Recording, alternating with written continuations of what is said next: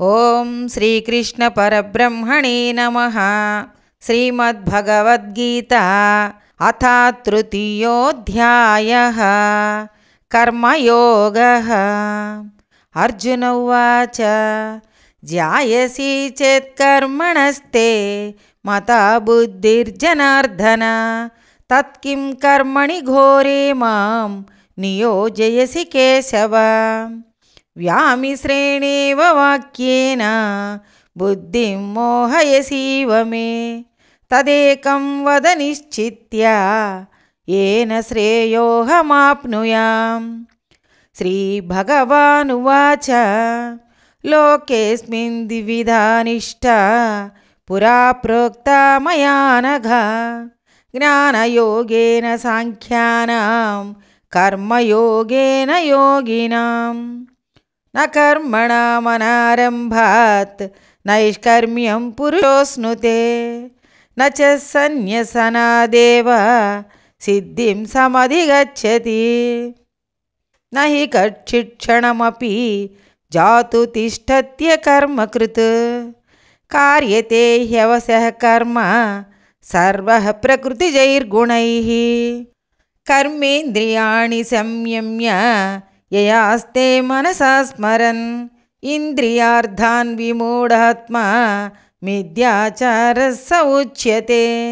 యస్త్వింద్రియాణి మనసా నియమ్యారభతేర్జున కర్మేంద్రియైః కర్మయోగం అసక్తః స విశిష్యతే. నియతం కురు కర్మత్వం కర్మజ్యాయో హ్యకర్మణః శరీరయాత్రాపి చ తే న ప్రసిద్ధ్యేద కర్మణః. యజ్ఞార్థాన్ కర్మణోऽన్యత్ర లోకోऽయం కర్మబంధనః తదర్థం కర్మ కౌంతేయ ముక్తః సంగసమాచర. సహ యజ్ఞః ప్రజా సృష్ట్వా పురోవాచ ప్రజాపతిః అనేన ప్రసవిష్యధ్వం ఏష వోస్త్విష్టకామధుక్. దేవాన్ భావయతానేన తే దేవా భావయంతు వః పరస్పరం భావయంతః శ్రేయః పరమవాప్స్యథ. ఇష్టాన్ భోగాన్ హి వో దేవా దాస్యంతే యజ్ఞభావితాః తైర్దత్తాన ప్రదాయేభ్యో యో భుంక్తేస్తేన ఏవ సః. యజ్ఞశిష్టాసినః సంతో ముచ్యంతే సర్వకిల్బిషైః భుంజతే తే త్వఘం పాపా ఏ పచంత్యాత్మకారణాత్. అన్నాద్భవంతి భూతాని పర్జన్యాదన్న సంభవః యజ్ఞాద్భవతి పర్జన్యో యజ్ఞః కర్మ సముద్భవః. కర్మ బ్రహ్మోద్భవం విద్ధి బ్రహ్మాక్షర సముద్భవం. తస్మాత్ సర్వగతం బ్రహ్మ నిత్యం యజ్ఞే ప్రతిష్ఠితం. ఏవం ప్రవర్తితం చక్రం నానువర్తయతి హయః. అఘాయురింద్రియారామో మోఘం పార్థ సజీవతి. యస్త్వాత్మరతిరేవ స్యాత్ ఆత్మతృప్తశ్చ మానవః. ఆత్మన్యేవ చ సంతుష్టః తస్య కార్యం న విద్యతే. నైవ తస్య కృతేనార్ధో నాకృతే నేహ కశ్చన. న చాస్య సర్వభూతేషు కశ్చిదర్ధవ్యపాశ్రయః. తస్మాదసక్త సతతం కార్యం కర్మ సమాచర. అసక్తో హ్యాచరన్ కర్మ పరమాప్నోతి పురుషః. కర్మణైవ హి సంసిద్ధిం ఆస్థితా జనకాదయః. లోకసంగ్రహమేవాపి సంపశ్యన్ కర్తుమర్హసి.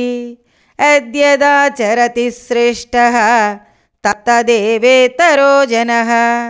స యత్ప్రమాణం కురుతే లోకస్తదనువర్తతే. న మే పార్థాస్తి కర్తవ్యం త్రిషు లోకేషు కించన. నానవాప్తమవాప్తవ్యం వర్త ఏవ చ కర్మణి. యది హ్యహం న వర్తేయం జాతు కర్మణ్యతంద్రితః मम वर्त्मानुवर्तन्ते मनुष्या पार्थ सर्वशः उत्सीदेयुरिमे लोकान् न कुर्यां कर्म चेदहं शङ्करस्य च कर्ता स्याम् उपहन्यामि मा प्रजाः सक्तः कर्मण्यविद्वांसो यथा कुर्वन्ति भारत कुर्याद्विद्वांस्तदा सक्तः चिकीर्षुर्लोकसङ्ग्रहं न बुद्धिभेदं जनयेत् आज्ञानां कर्मसङ्गिनां जोषयेत् सर्वकर्माणि विद्वान् युक्तसमाचरन् प्रकृते क्रियमाणानि गुणैः कर्माणि सर्वशः अहङ्कारविमूढात्मा कर्ताहमिति मन्यते तत्त्ववित्तु महाबाहो गुणकर्मविभागयोः गुणागुणेषु वर्तन्त इति मत्वा न सज्जते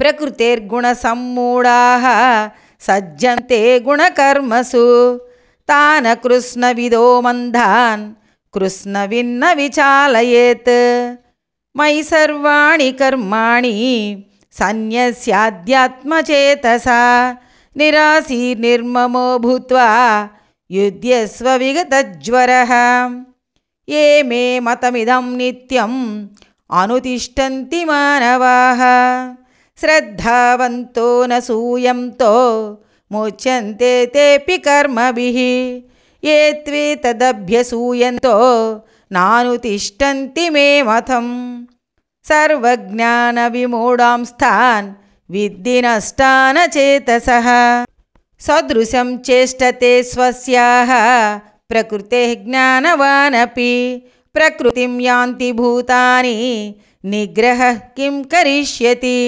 इन्द्रियस्येन्द्रियस्यार्धे रागद्वेषौ व्यवस्थितौ तयोर्न वशमागच्छेत् तौ ह्यस्य परिपन्थिनौ श्रेयान् स्वधर्मो विगुणः परधर्मात् स्वनुष्ठितात् स्वधर्मे निधनं श्रेयः परधर्मो भयावहः अर्जुन उवाच अथ केन प्रयुक्तोऽयं पापं चरति पूरुषः अनिच्छिन्नपि वार्ष्णेय बलादिव नियोजितः श्रीभगवानुवाच काम एष क्रोध एष रजोगुणसमुद्भवः महासेनो महापाप्मा विद्येनमिह वैरिणम् धूमेनाव्रियते वह्निः यथादर्शो मलेन च यथोल्बेनावृतो गर्भः तथा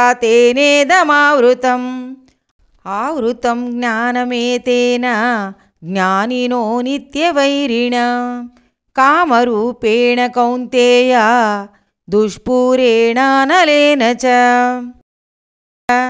इन्द्रियाणि मनोबुद्धिः अस्याधिष्ठानमुच्यते एतैर्विमोहयत्येष ज्ञानमावृत्य देहिनं तस्मात् त्वमिन्द्रियाण्याधौ नियम्य भरतर्षभ पाप्मानं प्रजहिह्येनं ज्ञानविज्ञाननाशनम् इन्द्रियाणि पराण्याहुः इन्द्रियेभ्यः परं मनः मनसस्तु परा बुद्धिः यो बुद्धे परतस्तु सः एवं बुद्धे परं बुद्ध्वा संस्तभ्यात्मानमात्मना जहि शत्रुं महाबाहो कामरूपं दुरासदम् ओं तत्सदिति श्रीमद्भगवद्गीतासु उपनिषत्सु ब्रह्मविद्यायां योगशास्त्रे